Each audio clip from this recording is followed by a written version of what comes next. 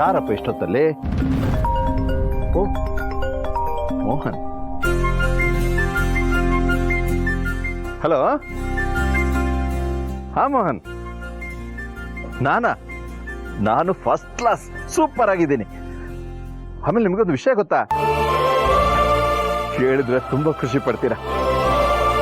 ಎಷ್ಟೋ ವರ್ಷದಿಂದ ನನ್ನ ಜೊತೆ ಮಾತಾಡದೇ ಇದ್ದ ನನ್ನ ಮಗ ಇವತ್ತು ನನ್ನ ಜೊತೆ ಮಾತಾಡ್ದ, ಪ್ರೀತಿಯಿಂದ ತಬ್ಕೊಂಡ.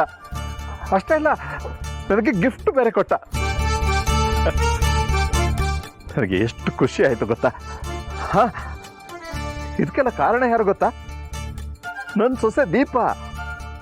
ಅವಳಿಂದನೇ ಇದೆಲ್ಲ ಆಗಿದ್ದು.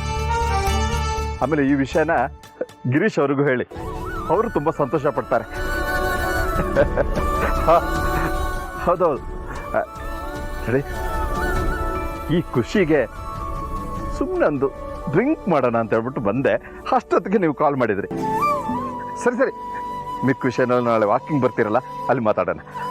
ಹಾ, ಆಯ್ತಾಯ್ತು. ಹೇ ಚಿರು, ನೀನು ಹೋಗಿ ಬಂದ್ಯೋ? ಅಂದ್ರೆ ಇದೆಲ್ಲ ಅರೇಂಜ್ಮೆಂಟ್ ಮಾಡಿದ್ದು ನೀನಾ?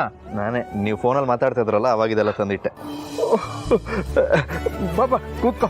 ಅದು ನೀನು ತುಂಬಾ ವರ್ಷ ಆದ್ಮೇಲೆ ನನ್ನ ಜೊತೆ ಮಾತಾಡಿದೆಯಲ್ಲ, ಆ ಖುಷಿಗೆ ಒಂಚೂರು ತಗೊಳ್ಳೋಣ ಅಂತ ಅನ್ನಿಸ್ತು.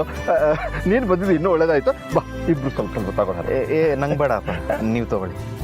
ಒಬ್ಬನೇ ಕುಡಿಯೋಕೆ ಬೋರ್ ಕಣೋ, ಸ್ವಲ್ಪ ತಗೋ. ನೋಡು, ನಾನೇನು ಸೌಂದರ್ಯಂಗೆ ಹೇಳಲ್ಲ, ಹೆದರ್ಬೇಡ.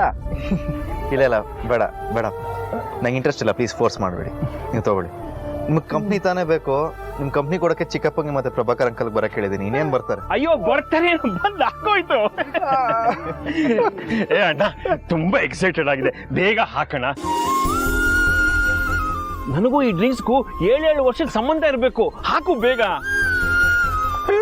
ಭಾಸ್ಕರ, ಅದು 7 ವರ್ಷ ಅಲ್ಲ ಕಣೋ, 7 ಜನ್ಮ. ಅಯ್ಯೋ, ನೀನ್ ಕರೆಕ್ಷನ್ ಆಮೇಲೆ ಮಾಡ್ಕೋ. ಕೊಡು ಈಗ, ಕೊಡು, ನಾನೇ ಹಾಕೋತೀನಿ. ಚಿಕ್ಕಪ್ಪ ಕುಡಿಯಕ್ಕೆ ಮುಂಚೆನೆ ಟೈಟ್ ಆಗ್ಬಿಟ್ಟಿದ್ದೀರಾ.